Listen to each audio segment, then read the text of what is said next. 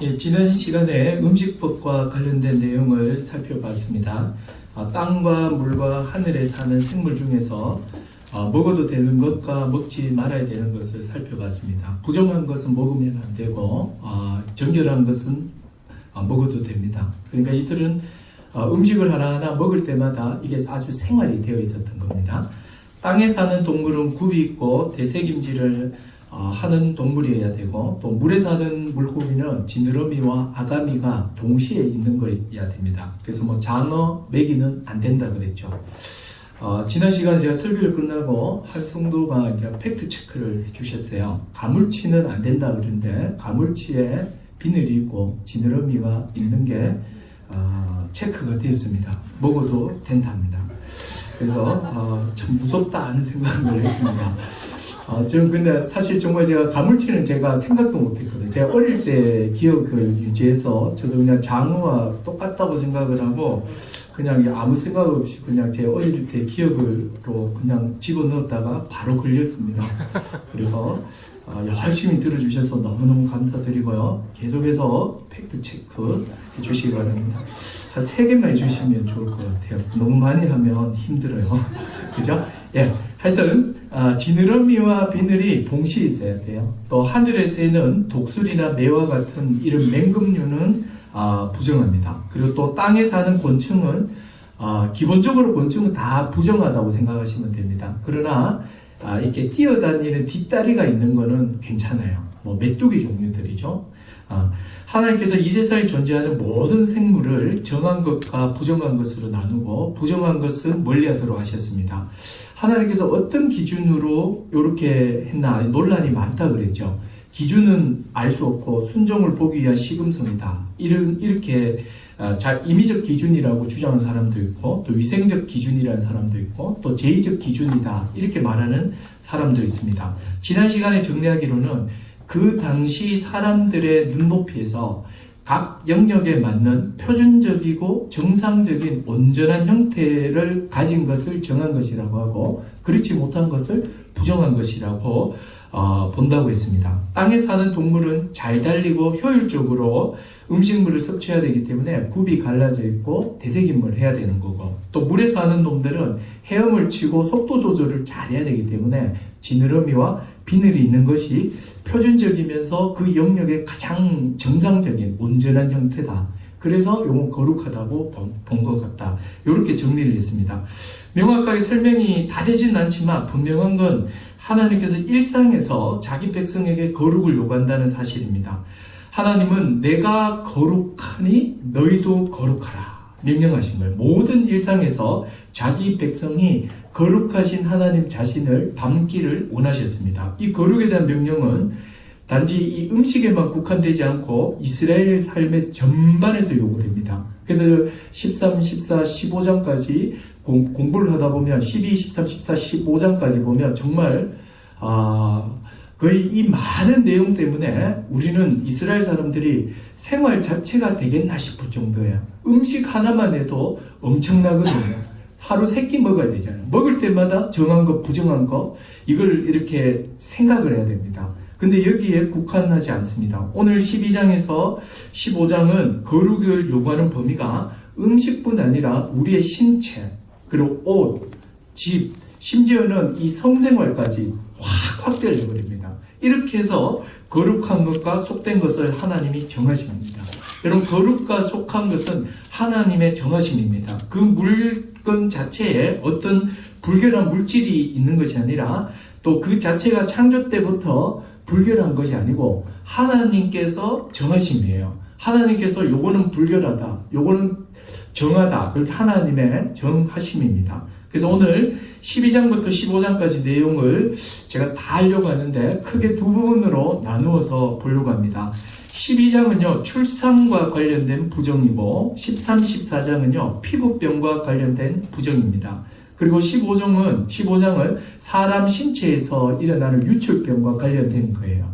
그러면 이 출산도 보면은 사람 몸에서 뭐가 나오는 거잖아. 그죠? 그럼 이것도 유출병의 부류로 보고, 그래서 오늘 제가 말씀을 12장과 15장을 하나로 묶어서 한번 살펴보고, 그 다음에 13, 14장을 또 묶어가지고, 이렇게 두 부분으로 나누어서 살펴보도록 하겠습니다.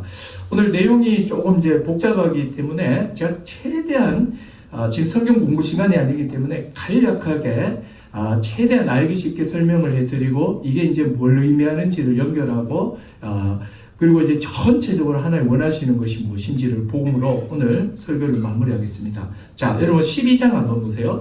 12장은요 출산과 관련된 말씀입니다. 현대인들은 한 명에서 두 명밖에 낳지 않으니까 낳지 않지만 고대 여인들은 최소 5명 이상의 자녀를 낳았습니다. 조금 최근 분이신 우리 어머님은 5명을 낳았고 옆에 있는 우리 외삼촌도 5명이에요. 제가 살았던 고향에는 기본 5명 이상입니다. 이렇게 많은 사람을 낳았습니다. 최근에 한 4, 50년 전만 해도 한 집에 5명은 일상이었죠. 그러면 이제 예전에는 어떻겠습니까? 정말 9남매, 10남매는 기본이었습니다. 출산 능력이 굉장했습니다. 그래서 이 출산이라는 것 자체가 아주 고대인들에게는 일상적인 것이었습니다. 근데 여인이 남자를 낳았을 때와 여자를 낳았을 때 이 두 경우를 지금 제시를 하고 있습니다. 1에서 5절은 남아를 낳았을 경우, 또 6절에서 그 뒷부분까지는 여자를 낳았을 때의 부정함입니다. 자, 어떤 여인이 남아를 딱 낳잖아요. 남자아이를 딱 놓으면 기본적으로 1차적으로 7일 동안 부정합니다. 그리고 8일째는 남자에게 할례를 행하게 되어 있습니다. 그리고 이 부정의 정도는요, 강도는 월경할 때와 똑같다 이렇게 말합니다. 굉장히 부정하게 보는 거예요. 그리고 남아를 낳고 7일간 부정하게 되고 그 다음에 또 2차로 33일간 부정하게 됩니다. 여러분 아이를 낳으면 이 몸속에 여러 분비물들이 계속 나오잖아요. 그것을 여기서는 이제 산열로 표현을 하면서 이 산열로부터 깨끗해지는 데는 33일이 걸리는 거예요. 그러면 보십시오. 남자를 놓으면 기본 일주일이 부정해지고 그 다음에 산열로부터 깨끗해지는데 33일이 또 필요해요. 그럼 총 40일 동안 이 여인은 부정한 여인이 됩니다. 부정하게 되면 성물을 만지지도 말고 성소에 들어갈 수도 없습니다. 남아의 경우 정결케 되어 성막에서 제사를 지내기까지 40일이 걸려요. 그러니까 장막 안에만 있어야 됩니다. 그런데 여아를 낳은 경우에는요, 정결케 되는데 남자의 모든 게 다 2배가 돼버려요. 여자를 놓으면 7일이 아니라 1차적으로 14일간 부정해지고 또 산열로부터 깨끗해지는 게 66일이에요. 합치면 80일 동안 부정하게 됩니다. 정결기간이 다 끝나면 산모는 1년 된 어린 양으로 번제를 드리고 집비둘기나 산비둘기를 제사장에 가서 속죄제를 드려요. 여러분 보십시오. 번제와 속죄제를 탁 드릴 때 지금 연결해서 생각하셔야 돼요. 이게 지금 죄와 연관되어 있다는 것을 감으로 아셔야 되는 거죠. 자, 그래서 이 이스라엘의 여인들은요, 거룩하신 하나님께 예배하기 위해서는 남자를 놓으면 40일 동안 예배를 못 드려요. 여자를 놓으면 80일 동안 이렇게 배제가 되어버립니다. 이 기간 동안 그 예배에서 제외되는 고통이 이 여인에게 있는 겁니다. 그럼 우리가 여기서 몇 가지 의문이 생겨요. 2가지죠. 첫 번째는 왜 출산을 하면 부정한 거예요. 그리고 2번째로는 왜 여아를 낳으면 그 부정의 기간이 남자보다 더 긴가입니다. 이 2문제가 지금 생기는 거죠. 자, 여아를 낳으면 왜 남아보다 부정이 더 길까요? 제가 뭐 찾아볼 수 있는 데까지 몇 가지 다 찾아봤는데, 그냥 정말 난제입니다. 학자들마다 다 달라요. 그래서, 이제 많은 이론들이 있는데, 그래도 죄와 연관시켜 설명하는 이 이유가 가장 설득력 있어 보였습니다. 왜 여자가 더 기냐 하면, 에덴 동산에서 선악과를 최초로 따먹은 사람은 남자가 아니라 여자입니다. 여자로 인해 죄가 이 땅에 시작되었고 또 죄에 대해 여자가 대체로 약하다는 그런 좀 견해입니다. 그래서 이스라엘 사람들 전체에게 특히 여인들에게 죄의 경각심을 심어주기 위함이 아닐까 이런 주장이 있었습니다. 그 주장이 있었다라고 말을 하는 겁니다. 이것도 막 팩트 체크 들으시면 안 돼요. 그냥 있었다라고 말하는 겁니다. 자, 근데 이보다 더 중요한 질문은요. 왜 출산한 여자가 부정하냐는 거예요. 자, 이 문제를 좀 다뤄야 됩니다. 이 문제가 훨씬 중요한 질문이고 핵심적인 질문이에요. 근데 여기서 분명히 할 것은 아이를 낳는 거 있죠. 출산 자체는 성경에서 부정하다라고 말하지 않아요. 성경은 출산을 기쁨과 복으로 설명합니다. 생육하고 번성하라고 했죠. 하나님의 백성이 많아지는 것은 복이면서 기쁨이에요. 그래서 여러분, 이 출산은요, 적극적으로 장려해야 되고 기뻐해야 돼요. 그래서 이 아이가 줄어드는 것은 국가적 재앙이 아니라 교회적 재앙이에요. 교회 안에서도 이런 분위기는 장려돼야 되고 교회 문화가 돼요. 아이가 많은 사람에 대해서 더 기뻐해주고 좋겠다, 막 부러워해야 돼요. 이 정도로 이 아이를 많이 낳고 또 이렇게 기르는 것에 대해서 이게 기쁨이며 축복이라는 문화가 교회 안에 자리 잡아야 된다는 거죠. 얼마 전에 제가 예배를 마치자마자 5층 카페에 잠깐 내려갔어요. 문을 여는 순간에 막 콩자루 부어놓듯이 아이들이 확 쏟아져 나오는 거예요. 애들 틈바구니 속에 나도 모르게 입이 벌어지고 이게 막 다물어지지가 않는 거예요. 이게 너무 기뻐가지고 너무 흐뭇하고 너무 즐거운 거야. 뭐 제 무릎팍에 오는 놈부터 시작해서 내 가슴팍까지 오는 아들이 곧 좁은 문으로 확 달려드는 거예요. 나를 반기는 게 아니고 밥 먹으러 간다고 확 나오더라고요. 그래서 10년 전 교회가 설립될 당시에 5살 된 성경이, 그 다음에 갓 태어난 예경이 둘밖에 없었거든요. 그러니까 저한테는 그 기억이 있잖아요. 그러다가 이번에 보니까 와, 쏟아져 나오는 거예요. 너무 기쁜 거예요. 여러분, 출산 자체는요, 축복이면서 기쁨이에요. 그래서 여러분, 교회에서 이 출산은 막 기뻐하고 또 많이 이렇게 갖는 거에 대해서 이런 말 하시면 안 돼요. 뭐 경제적인 걸 생각해라 뭐 하면서 고생할 거, 이런 거 일단은 생각하시면 안 돼요. 일단은 기뻐해주고 일단 축복해줘야 됩니다. 그렇다면 자, 그럼 두 번째 문제야. 그러면 출산을 하면 왜 부정하단 말이에요? 여기에 대한 힌트가 2절과 4절에 그 힌트가 있습니다. 자, 2절 한번 보십시오. 12장 2절이에요. 자, 같이 한번 읽어보겠습니다. 시작. 이스라엘 자손에게 말하여 이르라. 여인이 임신하여 남자를 낳으면 그는 이래 동안 부정한데 곧 월경할 때와 같이 부정하다. 자, 뭐 때와 같다 그러죠? 예, 월경할 때와 같이 부정하다. 그리고 또 그 4절에 한번 보십시오. 4절도 같이 읽어보겠습니다. 시작. 그 여인은 아직도 33일을 지내야 산열이 깨끗하리니 됐습니다. 뭐가 깨끗해진다고 합니까? 산열이 깨끗해진다. 이런 아이를 낳으면은요, 제왕절개가 아니고 자연 출산을 하게 되면 핏덩어리가 월경처럼 이렇게 시뻘건 피가 나오잖아요. 또 산열로 표현된 피가 섞인 분비물들이 계속 나옵니다. 아이를 낳으면 왜 부정하냐면 몸속에 있는 피가 밖으로 유출되기 때문에 부정한 거예요. 여러분, 피는요, 밖으로 흘러나오면 안 돼요. 피는 우리 몸속에서 산소와 여러 영양소를 공급하는 중요한 액체입니다. 피가 몸 밖으로 유출되는 일은 절대 좋은 일이 아닙니다. 피가 몸 밖으로 흘러나온다는 것은 죽음을 뜻하는 거죠. 바로 죽음의 모양을 가진 게 피입니다. 그래서 하나님 앞에 부정한 거예요. 왜 부정합니까? 죽음은 죄의 결과예요. 죄로 인해 죽음이 온 세상 안에 들어왔죠. 죄된 세상에서 구원을 얻은 하나님의 백성은 죄와 죽음에서 구원함을 얻은 자들이에요. 그러므로 하나님 백성에게 죄의 결과인 죽음은 그 모양이라도 하나님 앞에 드러내고 나타내는 것이 부정한 거예요. 죽음과 관련된 것이 다 부정하다는 거예요. 왜냐? 죽음은 죄의 결과이기 때문이에요. 이 사실이 15장에 가면 더 잘 드러납니다. 자, 15장을 한번 가보시기 바랍니다. 자, 바로 15장으로 연결합니다. 자, 15장은요, 12장과 연결돼서 이해하시면 됩니다. 이 유출병과 관련된 거예요. 우리 몸속에 있어야 되는 고름이라든지 피라든지 이렇게 어떤 정액이라든지 이런 거는 몸속에 있는 액체가요, 몸 밖으로 나오는 거, 유출되는 부정입니다. 2에서, 거기 있죠? 15장 2에서 18절까지는 남자의 유출병에 대해 다루고 있고, 19절에서 30절까지는요, 여인의 유출과 관련된 부정을 다룹니다. 그리고 31절에 이 율법을 주신 목적을 말씀하시는 거예요. 자, 그러면 간단하게 살펴보겠습니다. 자, 먼저 15장 2절부터 18절까지는 뭐 남자의 유출이라고 그랬죠. 자, 앞에서 말씀드린 것처럼 몸속에 있어야 하는 체액이나 피 같은 액체가 나오는 걸 다 유출이라고 합니다. 그래서 이게 다 나오면 다 부정한 거예요. 여러분, 고름, 피, 정자가 대표적일 거예요. 어떤 경우에 이런 것들이 나오는지를 한번 생각해 보십시오. 사춘기 때 어떤 뭐 몽정을 한다든지 또 설정을 한다든지 또 성병이죠. 임질이나 뭐 죄송합니다. 할 수 없어요. 그냥 들으세요. 그죠? 오늘 이야기가 많이 나와요.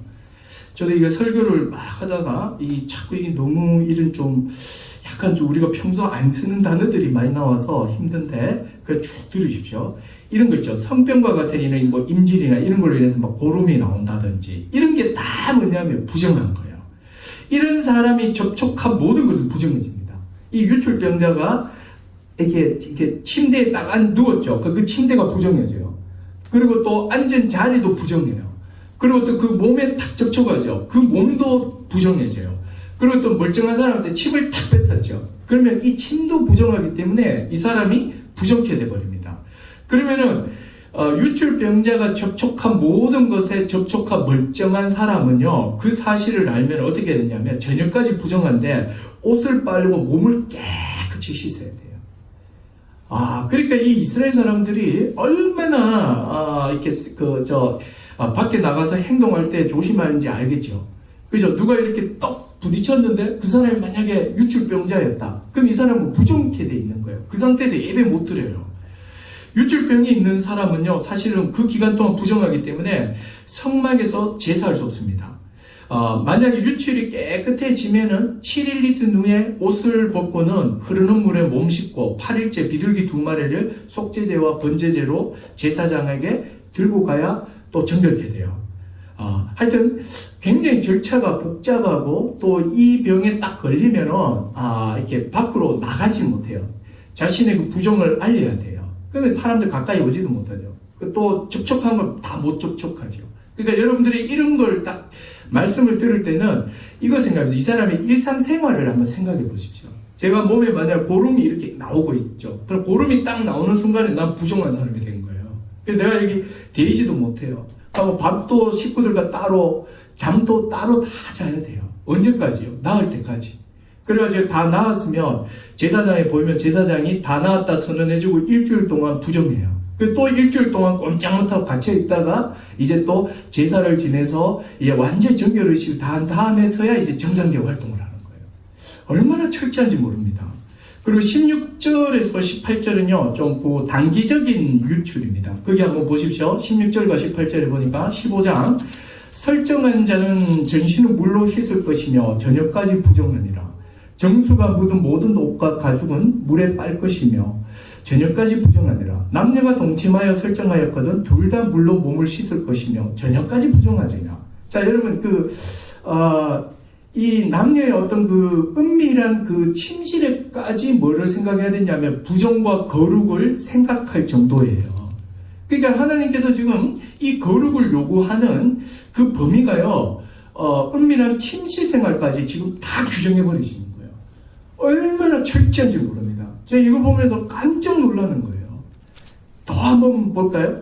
그 다음에 이제 여인들의 부정에 대해서 이야기를 합니다. 여인들의 부정이 이제 19절부터 30절까지 있는데 19에서 24절은요, 일시적 부정이에요. 일시적인 유출이고 25절부터 30절까지는 장기적인 유출이에요. 혈루 여인들이죠.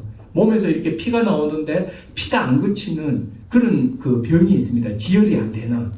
그런 장기적인 유출에 대해서는 25절에서 30절까지 이야기를 하고 있고, 일시적인 여인의 그 유출을 지금 19절에서 24절을 말합니다. 대체로는 뭐 이 월경의 아주 대표적인 일시적인 여인의 유출입니다. 월경 중인 7일간은 여인이 부정합니다. 그래서 이 여인이 접촉한 모든 것이 다 부정해요. 아까 그 나왔던 남자와 똑같아요. 침상, 앉은 자리, 신체, 침, 여인이 접촉한 모든 것이 다 부정하기 때문에 그걸 딱 내가 되는 순간에 나도 부정하게 돼요. 그러니까 이 여인은 그 기간이 되면 꼼짝 안 하고 그냥 집에만 있어야 돼요. 답답하다 싶죠. 아주 제가 볼 때 또 여인들도 보호하는 그런 기능도 있었던 것 같아요. 여인들은 이 기간 동안에 제사를 드릴 수 없습니다. 여인들이 예배에서 좀 많이 배제된다는 느낌이 있죠. 일단 기본적으로 출산을 하면서 배제가 한번 되고, 또 이 월경 기간을 통해서 또 배제가 돼요.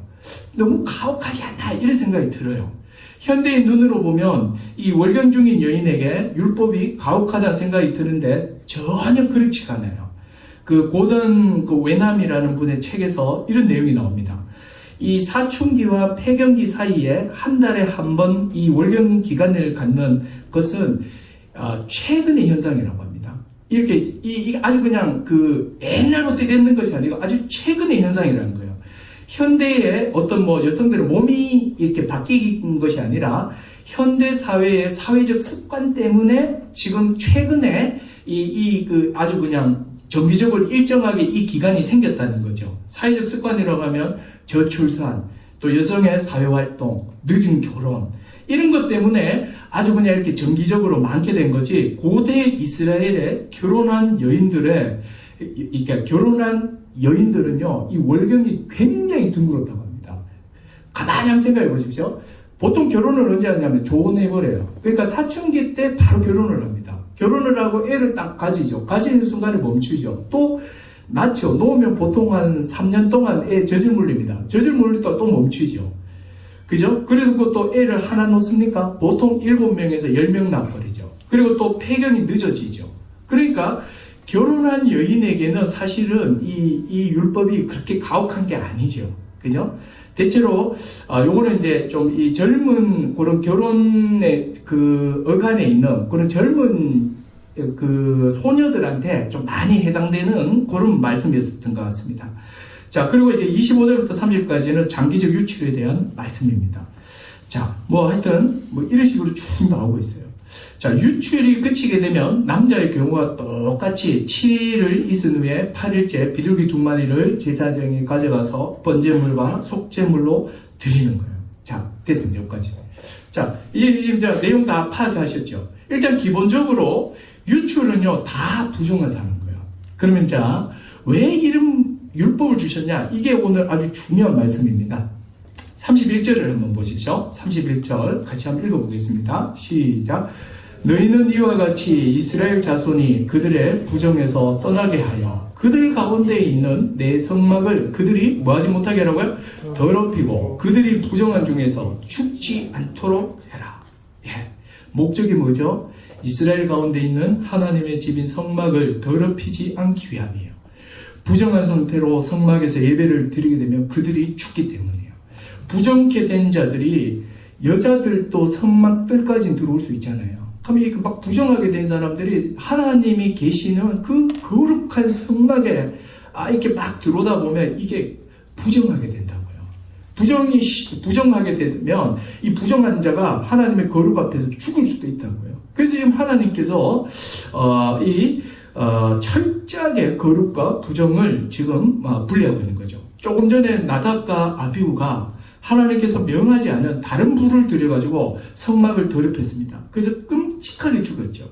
거룩하신 하나님의 명대로 하지 않고 부정하게 된 채로 성막을 더럽히면 나답과 아비후처럼 죽는다. 이게 지금 이스라엘 백성이 다 조금 전에 현장에서 다 교육을 받았어요. 그래서 구약 이스라엘 백성에게 거룩하게 사는 문제는요, 자신들의 목숨이 달린 정말 중요한 문제였던 겁니다. 자, 12장과 연결해 볼 때 몸속에 있어야 할 체액이 몸 밖으로 유출되면 다 부정합니다. 사람이 죽잖아요. 사람이 딱 죽으면 바로 장의사를 부릅니다. 옛날에는 목사님이 다 있다고 하더라고요. 옛날에 시골에는 지금도 목사님이 하는데도 가끔 있다고 합니다. 제가 이제 선배 목사님들 들어보면 염을 그렇게 많이 했다고 합니다. 실제로 신학교에 실천 신학 과목으로 장례 과목 안에 염하는 방법을 가르치기도 했다고 합니다. 신학대학원에서요. 제가 다닐 때는 없었습니다. 사람이 딱 죽으면요, 염을 하는데 사람의 모든 구멍을 다 막습니다. 콧구멍, 입, 귀 다 막아요. 왜냐하면 죽으면 몸속에 있는 체액이 밖으로 나오기 때문입니다. 체액이라는 것은 몸 안에 있어야 돼요. 몸 밖으로 나오면 이건 비정상이며 몸에 이상이 있다는 겁니다. 고름이 나오는 건 병균에 감염이 됐기 때문이죠. 죽음의 모든 증상은 하나님 앞에 부정해요. 왜냐하면 죽음은 죄의 결과이기 때문입니다. 그래서 이 책이 나오는 건 이건 다 뭐냐면 비정상적이면서 죽음의 증상을 나타내는 겁니다. 그러므로 여러분 12장과 15장을 통해서 우리가 배우는 거룩이 뭐냐는 거예요. 하나님께서 이런 구분을 통해서 거룩이라는 것, 거룩의 개념을 뭘 가르쳐 주시는 거예요? 죄와 연루된 죽음과 관련된, 죄와 연루되어 있는 죽음과 관련된 모든 건 다 부정하다는 거예요, 지금. 죽음의 모든 증상은 다 거룩하지 않습니다. 불결하며 부정합니다. 구약에서는 죄의 결과인 죽음을 외적으로 나타내는 피와 고름 등은 다 부정하다라고 정하신 거예요. 그래서 정결케 하기 위해서는 번제를 드려서 죄에 대한 하나님의 진노를 해결해야 하고 또 속죄제를 통해서 죄의 오염으로부터 깨끗해야 되는 거예요. 그래서 여러분 이 유출은 다 뭐가 연결되어 있는 거예요? 죄 개념과 다 연결되어 있는 거예요. 여러분 신약을 살아가는 지금 우리에게는 근본적인 해결책이 일어났죠. 죽음의 증상이 더 이상 우리를 부정하게 하지 않습니다. 죽음의 원인인 죄 문제를 우리 주 예수 그리스도가 다 해결해 버렸기 때문에요. 그래서 우리 주 예수 그리스도께서 십자가에 죽으시고 부활하심으로 죄를 깨끗이 해결해 버렸어요. 그래서 그분의 피가 우리를 영원히 깨끗하게 해버렸고 그분의 피가 모든 죄값을 다 지불해 버렸습니다. 그래서 이제는 더 이상 죄책이 없으며 죄로 인한 오염이 없는 거예요. 그래서 죽음의 그 근본 원인인 죄 문제를 그리스도께서 다 해결해 버렸기 때문에 우리는 이제 이런 죽음의 외적 증상을 가지고 부정하니 안 부정하니 이런 소리 안 하는 거예요. 그죠? 우리가 막 고름이 나오고 뭐 이렇게 코피가 나오고 뭘 이렇게 해도 우리는 예배 드릴 수 있는 거예요. 왜 그렇습니까? 예수 그리스도 안에서 의로운 자가 되었고 모든 죄책이 사라졌기 때문입니다. 하나님 앞에 거룩한 자가 이미 되어 버렸기 때문이에요. 여러분 예수 그리스도를 딱 믿잖아요. 믿으면 죄의 책, 죄로부터의 오염, 죄에 인한 피로상 그 모두가 다 해결이 되어 버리고 이뿐 아니라 하나님 앞에 거룩한 자가 되어 버리는 거예요. 고린도전서 1장 2절에 보면 이렇게 나와요. 고린도에 있는 하나님의 교회 곧 그리스도 예수 안에서 거룩하여지고 성도라 부르심을 받은 자들에게 이렇게 말합니다. 여러분 우리가 오늘 이 레이기를 맞이하면서 분명히 아셔야 되는 게 뭐냐면 우리가 예수 그리스도 안에서 거룩하여진 성도라는 사실입니다. 우리는 이미 그리스도로 거룩해진 자예요. 고린도 성도들에게 뭐라고 말합니까? 예수 안에서 거룩하여지고 성도라 부름을 받은 자. 여러분 이 성도라는 이 이름이요 얼마나 귀한 이름인지 모릅니다. 성도, 거룩한 자들의 무리잖아요. 성도, 그리스도 안에서 거룩해진 자들이에요. 그리스도 안에서 이미 거룩해져 버렸다는 거예요. 내 삶으로가 아니라 그리스도를 통해서 이미 우리는 그리스도 안에서 거룩한 자로 서 있는 거예요.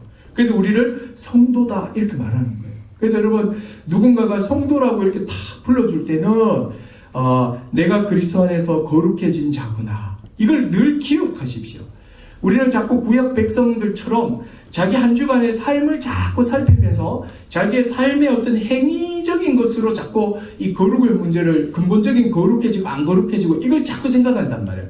그걸 생각하시면 안 돼요. 먼저는 그리스도 안에서 이미 우리가 거룩해진 자로 지금 서 있다는 것을 인지해야 돼요. 그래서 교회 안에서 성도들에게 성도님 또 누구 성도님 이렇게 막 불러주는 거 있죠.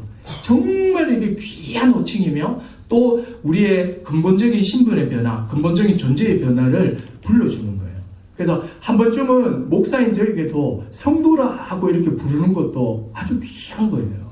저도 성도잖아요. 그죠? 목사는 직책이고 근본적으로는 저도 성도죠. 성도 중에서 목사라는 직책을 맡고 있는 분이죠.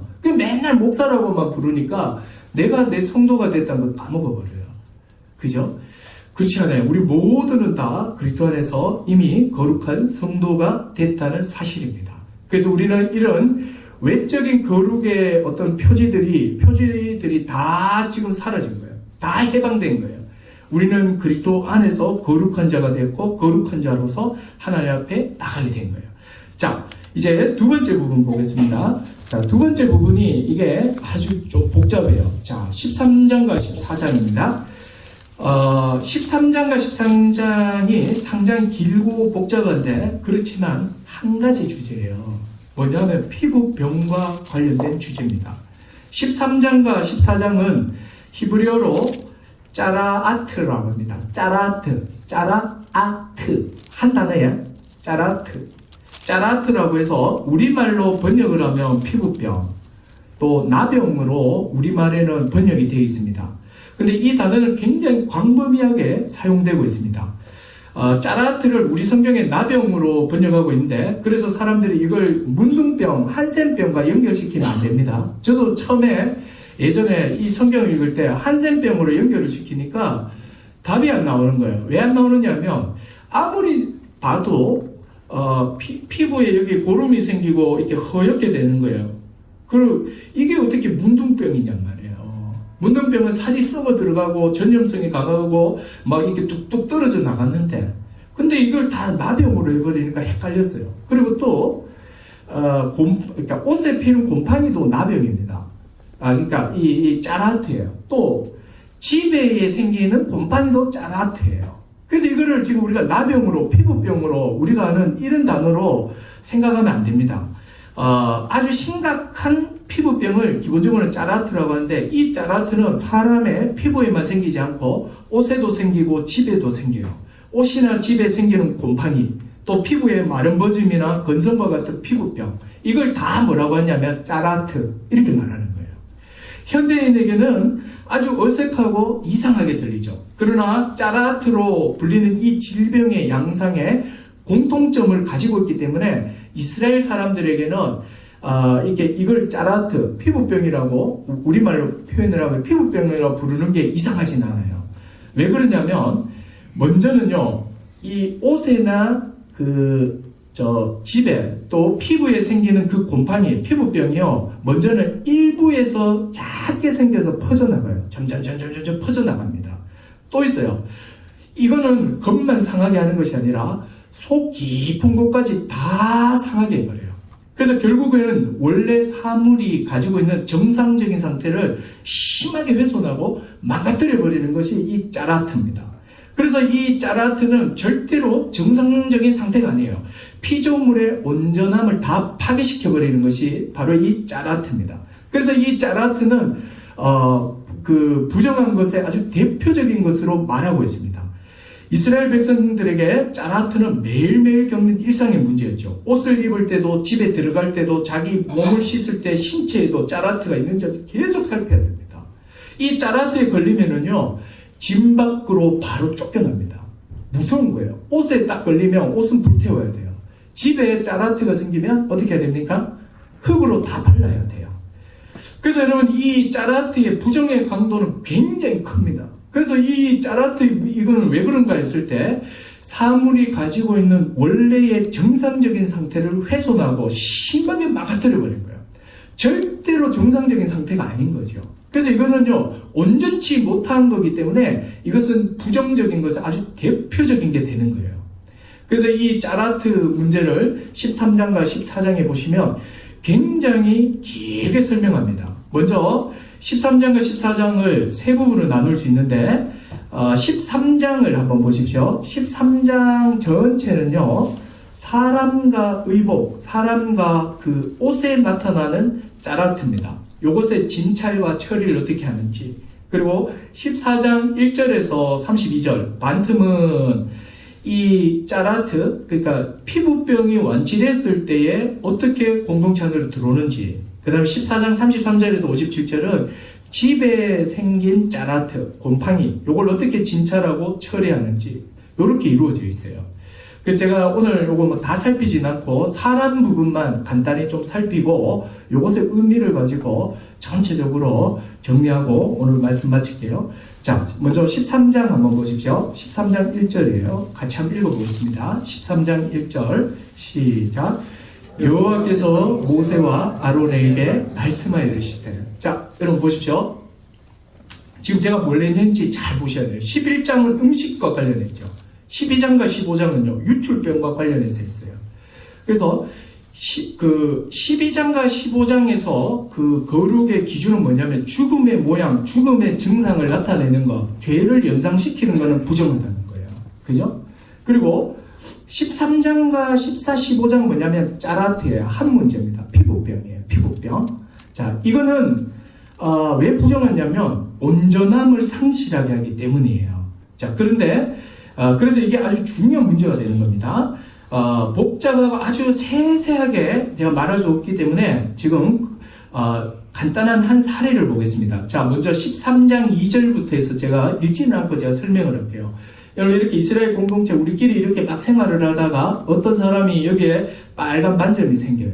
살이 움푹하게 들어가고 막 하얘져요. 그럼 어떻게 해야 되냐면 이 사람을 데리고 제사장에게 갑니다. 그러면 제사장은 이 사람을 살펴야 됩니다. 뾰루지가 있는지 색점은 어떤 건지 자세히 살핍니다. 환부의 틀이, 중요한 게 뭐냐, 환부 틀이요, 하얗게 되거나 환부가 다른 피부보다 움푹 패여 있으면 이거는 그냥 짜라트예요. 그래서 짜라트 이렇게 딱 선언하는 순간 이 사람은 진 밖으로 나가야 됩니다. 일주일간 이렇게 가두어 놓습니다. 진 밖으로 안 나가고 일주일 동안 가두어 놔요. 그리고 또 일주일 뒤에 또 제사장에 가서 또 살펴요. 근데 이게 이제 환부가 좀 작아지고 흰색이 없어지잖아요. 그러면 정상 그래요. 근데 이제 살폈는데 환부가 더 커지고 더 문제가 생기잖아요. 그러면 이제 확증 판정을 내는 거죠. 짜라트 이러면 이 순간 이 사람은 진 밖으로 나가게 되는 거예요. 그게 그 과정이 그냥 쭉 나오는 게 어디까지 나오냐면 피부병에 뭐가 생겼을 때 나오는 게 17절까지예요. 그리고 18에서 23절은요, 종기가 생겼을 때 이게 짜라트일 수 있거든요. 그거 이제 분별하는 거고. 24절과 28절은요, 불에 이렇게 화상을 딱 입으면 진물이 나오고 막 이렇게 되잖아요. 그때 짜라트인지 아닌지, 불에 데였을 때, 그게 24에서 28절이에요. 그리고 또 29절과 37절은요, 머리나 수염에 생긴 피부병의 검사입니다. 머리나 이렇게 보면 막 버진같이 막 생기잖아요. 이런 경우에 또 짜라트인지 아닌지를 분별하는 거예요. 그리고 또 38절과 39절 한번 보세요. 남자나 여자의 피부에 색점, 곧 흰색점이 있으면 제사장은 진찰할지니 그 피부의 색점이 부유스름하면 이는 피부에 발생한 힘들어요. 어루럭이라 그는 정하니라. 이렇게 나오죠. 자, 요거는 이제 뭐냐면 정결한 피부병이에요. 요거 뭐가 없냐면 움푹 패이면서 하얀색이 없죠. 요건 괜찮다는 거예요. 근데 또 40절과 44절은 이 대머리에 대한 거예요. 한번 보세요. 40절에 이 남의 이야기 같지 않아서 제가 이건 내가 꼭 이야기하고 가겠다 싶더라고요. 40절에 보세요. 40절 같이 읽어볼게요. 시작. 누구든지 머리털이 빠지면 그는 뭐다고요? 일단 대머리예요. 자, 여러분 머리가 이렇게 빠질 때는요, 영양이 부족도 있지만 여기 피부가 막 이상한 피부병이 생겨도 빠지거든요. 그럼 일단 머리가 빠졌을 때는 일단 대머리예요. 근데 대머리 자체는 뭐라고 말합니까? 깊은 이야기죠. 그는 대머리니 정하고. 자, 문제는 41, 42절이에요. 앞머리가 빠져도 그는 이나 대머리. 그죠? 앞머리가 빠지고 원형 탈모와 이게 M자 탈모가 있는데 이 두 개 다 대머리예요. 자, 대머리인데 42절을 잘 봐요. 그러나 대머리나 이마 대머리에 희고 붉으스름한 색점이 있으면 이는 뭐다? 짜라트. 그래서 발생한 이거 피부에 발생한 짜라트다. 이는 나부형 환자다. 여러분 이게 이제 그 한센병으로 이해하면 안 된다 그랬습니다. 이건 부정해요. 그럼 어떻게 해야 됩니까? 45절, 46절 한번 보세요. 이런 나병 환자들은 어떻게 해야 되는지 같이 읽어보겠습니다. 시작. 나병 환자는 옷을 찢고 머리를 풀며 윗입술을 가리고 외치기를 부정하다 부정하다 할 것이요 병 있는 날 동안은 늘 부정할 것이라. 그가 부정한 즉 혼자 살되 진영 밖에서 살지니라. 여러분 이게 지금 이 부분 제가 조금 더 설명을 해야 돼요. 여러분 이렇게 제가 이 대머리에 여기 이제 이렇게 빨간 색점이 생기면서 하얗게 되면서 짜라트 이렇게 제가 선언을 받아버리잖아요. 그러면 나는 이제 사람들과 이렇게 마주칠 때 부정하다 부정하다 이렇게 외쳐서 나를 접촉하지 못하게 해야 돼요. 접촉하는 순간 이 사람이 부정케 되니까요. 또 말하는 순간 침이 튀어서 부정케 되니까요. 그래서 부정하다 이렇게 혹시라도 만날 사람이 나로 인해서 부정하게 될까봐 알려줘야 돼요. 그리고 거처를 옮겨야 됩니다. 이게 다 낫는 동안에 어디 있어야 됩니까? 바로 그가 부정한 지 혼자 살되 진영 밖에 있어야 돼요. 여러분, 진 밖에서 혼자 따로 공동체에 떨어져 살아야 돼요. 내가 거룩하니 너희도 거룩하라고 말씀하죠. 거룩하지 못한 자는 하나님과 함께 할 수 없어요. 하나님의 백성은 온전해야 되고 거룩해야 합니다. 거룩하지 못한 자가 진 안에 있을 때에 성막을 더럽히는 거예요. 여러분, 이스라엘 백성이 진을 칠 때 맨 중앙에 성막이 있어요. 성막이 있고 동서남북으로 해서 진 치는 장면이 다 있습니다. 맨 중앙에 성막이 있고 이 성막을 중심으로 해서 12지파가 진을 쫙 치고 있는 거예요. 그런데 이 짜라트 있는 사람이 이 진 안에 있으면 이 성막이 더럽힘을 받아요. 그래서 하나님께서 이런 사람은 이 진 밖으로 내쫓아라 라고 합니다. 그는 진 밖으로 쫓겨나 살아가야 돼요. 부정하게 된 자는 진영 밖에서 공동체와 단절된 채로 심각한 외로움과 소외와 두려움 속에 사는 거예요. 여러분, 이 모습은 마치 에덴 동산에서 쫓겨난 아담과 하와와 같습니다. 거룩을 상실함으로 에덴 동산에서 쫓겨난 죄인의 모습입니다. 여러분, 이스라엘 백성을 이렇게 다루는 것에 대해 가혹하다라고 생각할 수 있어요. 그러나 여러분, 이스라엘은 모형으로서 하나님이 자기 백성에게 무엇을 요구하는지를 그림으로 보여주는 거예요. 여러분, 이것은 보통 신약적으로 무엇과 연결시키느냐면 출교와 연결을 시킵니다. 여러분, 지금 현대교회에는 출교나 권징이 없으니까 이게 아주 생소할지 모르겠지만, 그러나 여러분, 우리가 교회의 거룩을 회복하기 시작하면 이제 권징의 문제가 아주 크게 다가옵니다. 교회는 거룩해야 돼요.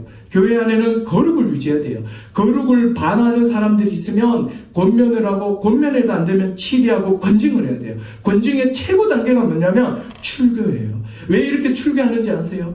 왜 출교하느냐면 교회의 거룩을 지키기 위해서요. 여러분, 이 짜라트에 걸린 그 남은 가족들은 마음이 어떨까요? 얼마나 고통스럽겠습니까? 눈물을 머금으면서 함께할 수 없는 내 아버지, 내 엄마를 진 밖으로 보내야 돼요. 늘 마음은 진 밖에 있는 내 엄마, 아버지, 내 자녀에게 마음이 가 있겠지요. 빨리 나와서 공동체 안에 들어오기를 간절히 기다릴 거예요. 이게 여러분 출교예요. 여러분, 이 출교라는 것이 뭔지 아세요?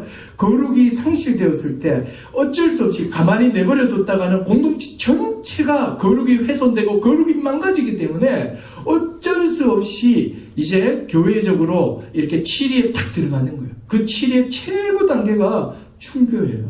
여러분, 이 출교가 뭐냐면 교회 공동체 밖에 나가는 거예요. 공동체에서 배제되는 거예요. 죄를 지음으로 권징을 받아 공동체 밖에서, 그 교회 밖에서의 그 끔찍한 삶을 경험하는 거예요. 교회가 없는 그 삶을 경험하는 거예요. 근데 오늘날 이게 안 되는 이유가 있다고 그랬죠. 어떻게 해버리죠? 이명서가 없으니까 좀 권징을 하려고 하면 어떻게 합니까? 옆교회로 가서 등록해버려요. 그러니까 권징 자체가 안 돼요. 그러면서 사람들은, 그래, 내가 이전 교회에 있을 때 내가 이렇게 해서 내가 고통을 받았으니까 이것은 내가 딱 요만큼만 하리라. 또 그 교회에서는 당신은 그만큼만 하세요. 이러면서 이 교회 성도됨의 그 기준과 표준이 확 낮아져서 지금 완전히 무늬밖에 없는 그리스도인이 돼버린 거죠. 그러나 여러분, 적어도 오늘 레위기에서 나타나는 하나님 백성의 거룩의 수준이 얼마나 높은지 아죠? 하나님께서 자기 백성 안에 어떤 부정도 있으면 안 된다는 거예요. 그래서 이런 거룩하지 못한 자가 있으면 지금 내쫓아라 이렇게 말하는 거예요. 그래서 그가 들어올 때까지 기다려줘야 되는 거죠. 여러분, 거룩을 잃어버린 자는 하나님과 함께 할 수 없습니다. 47절에서 59절은 의복에 생긴 그 짜라트의 문제고, 그리고 또 14장 1에서 32절은 심한 피부병에 걸린 사람이 이제 공동체 안으로 들어오는 문제입니다. 제가 오늘 요거 딱 이야기하고 요 부분만 조금 더 이야기하겠습니다. 자, 보십시오. 자, 아까 그 크게 설명한 것처럼 짜라트 문제를 다 다루면서 이제 이렇게 진 밖으로 나간 사람이 있죠. 나가서 이 사람이 이게 이제 낫게 되잖아요. 다 나으면 이제 공동체 안으로 들어와야 됩니다. 들어오는데 그냥 절대로 안 들어요. 들어오는 그 절차를 보면 제가 이 절차들을 제가 굉장히 자세히 봤습니다. 이거 보면서 제가 굉장히 마음이 새롭게 되고, 또 내가 교회에 대한 생각이 너무 내가 이렇게 조금 약화되어 있구나라는 걸 느꼈어요. 교회 공동체 밖에, 하나님 나라 백성 밖에서 거룩을 실패한 자가 밖에 있었죠. 그래서 얘가 회복이 됐죠. 이제 들어와야 돼요. 들어오는 절차가 그게 지금 14장에 나와 있습니다. 14장 1절부터 쭉 나와 있습니다. 자, 크게 두 부분이에요. 먼저 14장 2절부터 9절까지가 정결의식입니다. 그리고 10절부터 거기 어디죠? 그 20절까지인가요? 20절, 예, 20절, 32절까지가 제사의식입니다. 여러분, 그러니까 짜라트에 걸린 사람이 회복이 되고 공동체 안에 들어오려면 정결의식과 제사의식 두 가지를 다 겪어야 돼요. 여러분, 잠깐만 제가 한번 설명해 볼게요. 한번 들어보세요. 얼마나 철저하게 요구하시는지를 한번 보세요. 자, 먼저, 이 사람이 다 나았다 싶으면은요, 제사장을 부릅니다. 제사장은, 진영 밖에 있는 그 사람에게 진찰하러 가는 거예요. 그래서 딱 봤을 때 다 나았죠. 그럼 어떻게 해야 되냐면, 정결한 새 2마리와 백향목과 우술초와 홍색 실을 가져옵니다.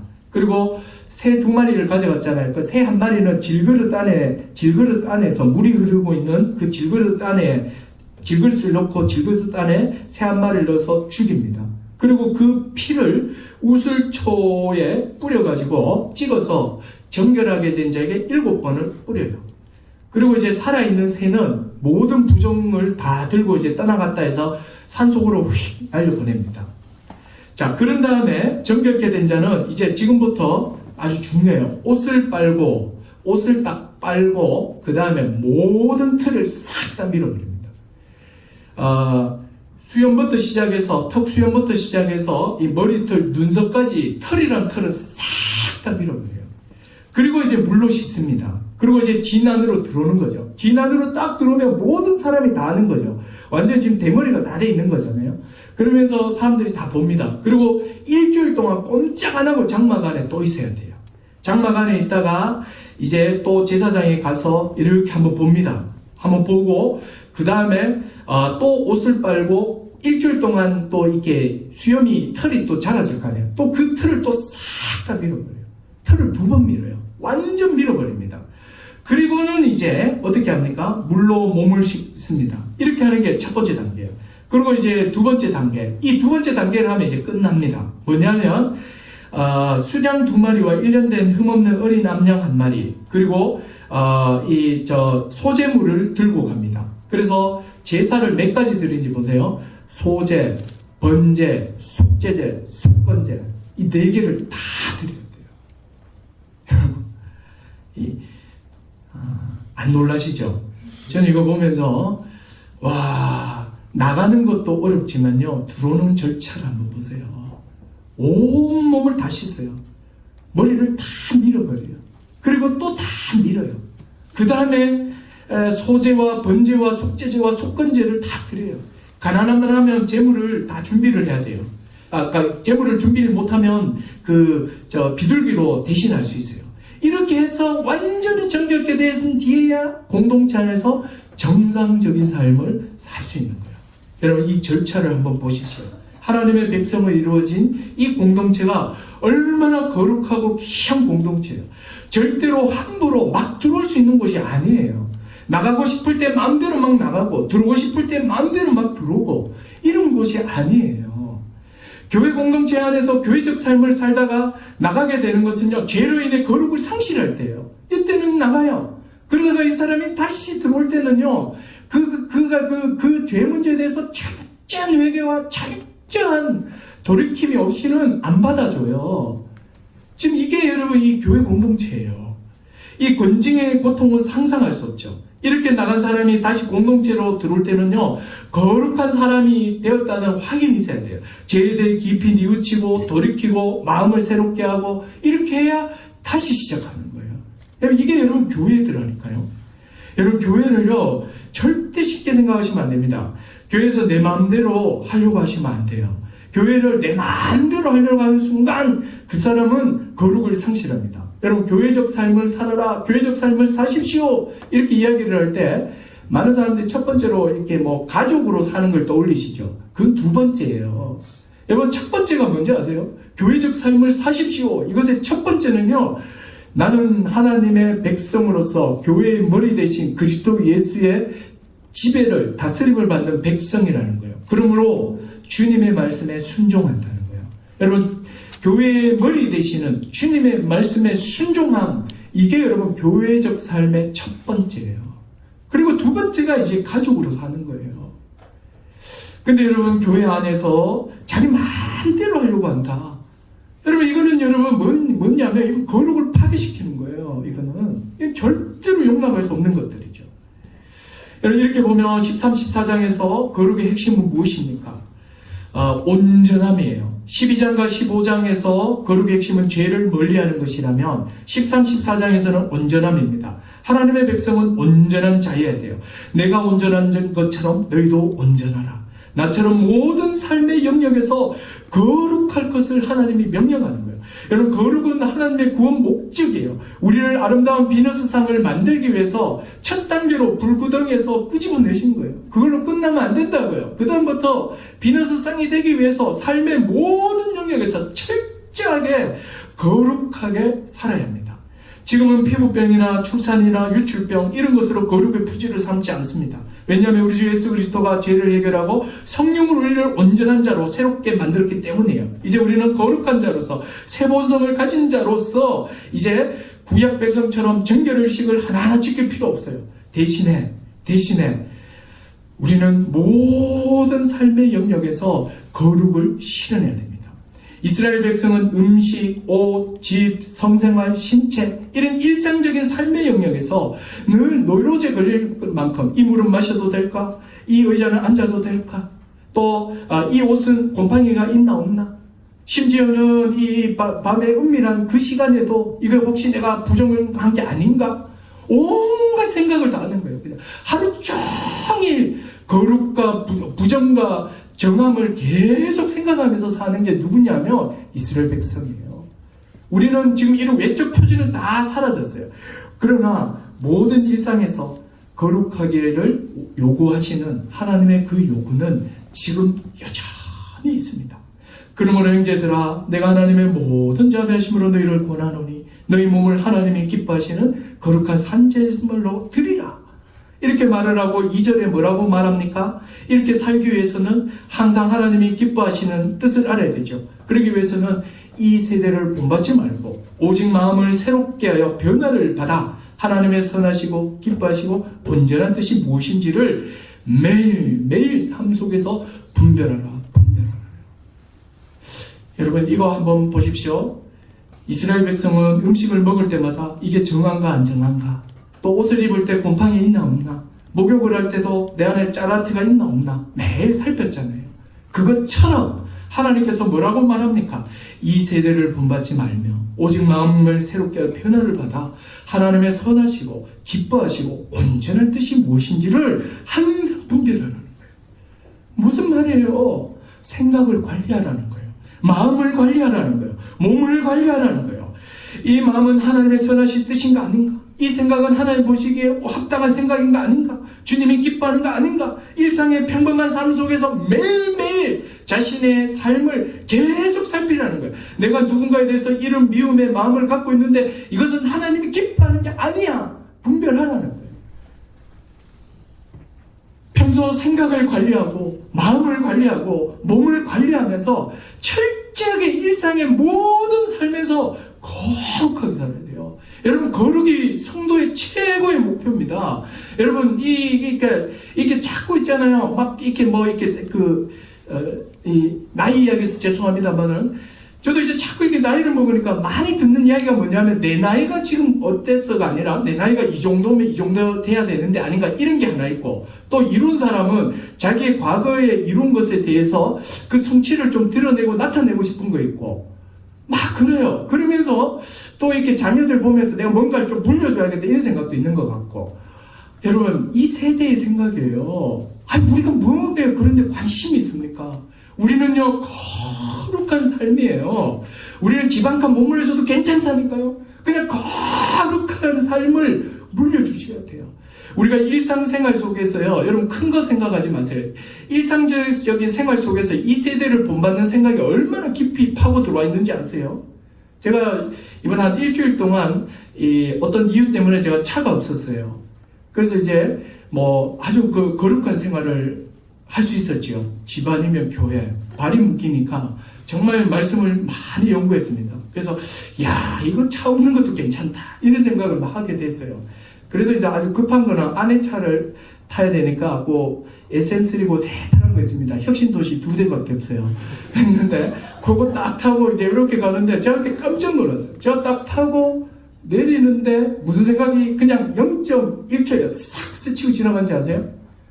제가 그거 보면서 이야, 이 완전 이 속물에 이 졸부근성에 이 안녕 혼자 막 미친놈이다 하면서 내가 막 나를 저주했습니다.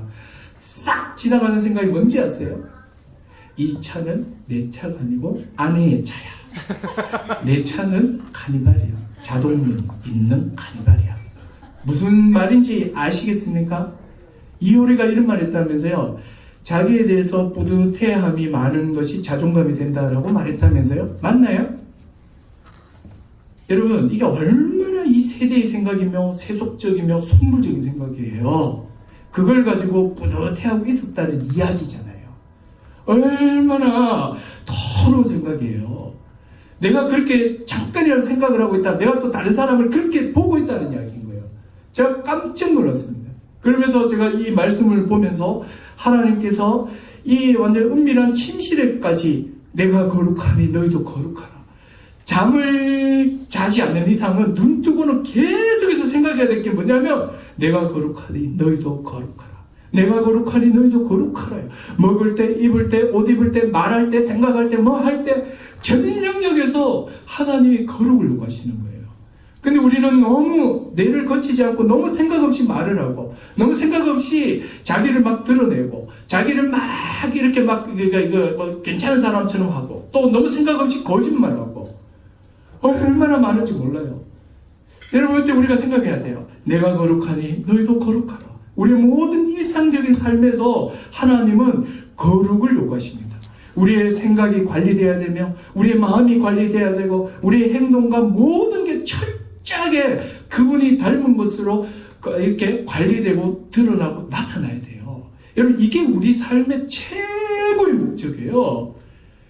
여러분, 이게 최고의 목표이면 우리 교회가 다 같이 걸어가야 될 거예요.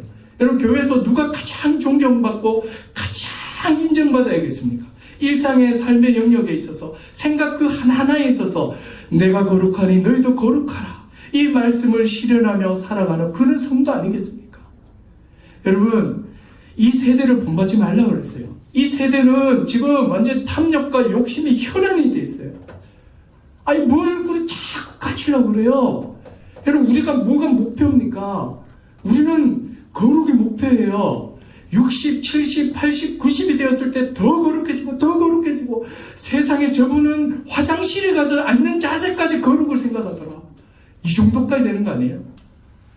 우리가 전 일상의 삶에 있어서 거룩을 실현해 나가고 실현된 그 거룩이 교회 공동체 안에서 나타나게 될 때에 여러분, 이게 참된 공동체이고 또 이런 나타나는 거룩을 보면서 격려하고 기뻐하고 흠모하고 존경하고 여러분, 이런 게 존경이잖아요. 이제 말씀을 정리하겠습니다. 오늘 이제 말씀이 마무리가 됐어요. 하나님은 11장에서 15장 일상생활에 가장 깊숙하게 있는 음식, 옷, 신체, 또 집 이런 모든 것을 통해서 모든 일상에서 내가 거룩하니 너희도 거룩하라 했습니다. 죄를 멀리하며 온전케 하는 것을 다 파괴시키는 이 모든 부정한 것을 멀리하고 거룩하게 살 것을 요구하셨어요. 신약적 명령으로는 우리에게 하나님이 기뻐하시고 선하신 뜻을 분별하면서 이 세대를 본받지 않고 하나님의 뜻대로 살아감이에요. 그래서 정말 여러분들이 거룩을 실현하는 그런 삶을 사셨으면 좋겠습니다. 기도하겠습니다. 이 시간에 우리 같이 한번 기도하십시다. 여러분, 우리 하나를 놓고 간절히 기도하십시다. 여러분, 마지막 삶의 끝자락에 무엇을 들고 하나님 앞에 서려고 하십니까? 아니요, 좀 더 구체적으로 하십시다. 도대체 마지막 끝자락까지 무엇을 목표로 해서 살세요? 무엇을 남겨주려고 그렇게 열심히 삽니까? 이 세대를 본받지 말라고 했습니다. 하나님은 공부 잘하는 자녀, 또 돈 많은 부모 이런 데 전혀 관심 없습니다. 하나님이 요구하는 것은 내가 거룩하니 너희도 거룩하라. 비록 단칸방 하나를 물려줘도요, 우리 부모님 생각하면 내가 거룩하니 너희도 거룩하라. 하나님의 이 마음이 뭔지 알겠다. 나도 우리 엄마 아버지 따라 내가 그런 사람 되리라. 여러분, 그러면 성공한 거예요. 여러분, 이게 우리 인생의 최고의 목표여야 돼요. 내가 거룩하니 너희도 거룩하라. 일상의 모든 삶의 영역에서 거룩을 실현하라는 것입니다. 이 시간 같이 한번 기도하십시다. 하나님 아버지, 이 명령에 순종하는 제가 되게 하시고 모든 일상의 영역에서 마음과 생각을 관리하여 참으로 거룩한 자로 살아가게 하여 주시옵소서. 삶의 방향이 거룩이 되게 하여 주시옵소서. 같이 한번 기도하도록 하겠습니다. 하나님 아버지, 이 시간에 기도하기를 원합니다. 내가 거룩하니 너희도 거룩하라. 하나님 아버지, 하나님, 우리가 인생의 마지막까지 달려가며 붙들고 바라봐야 될 것이 무엇입니까? 하나님의 거룩하심입니다. 하나님 아버지, 저와 우리 교회 모든 공동체가 내가 거룩하니 너희도 거룩하라는 하나님의 이 말씀을 바라보며 이 말씀을 실현하며 나가기를 원합니다. 하나님 아버지, 우리의 관심이 거룩이 되게 하여 주시옵소서. 자나 깨나 거룩이 되게 하여 주시옵소서. 하나님 아버지, 우리가 무슨 말을 하든지 무슨 일을 하든지 날마다 하나님 앞에서 거룩을 생각하며 거룩을 실현하는 우리 모든 성도들 다 되게 하여 주시옵소서.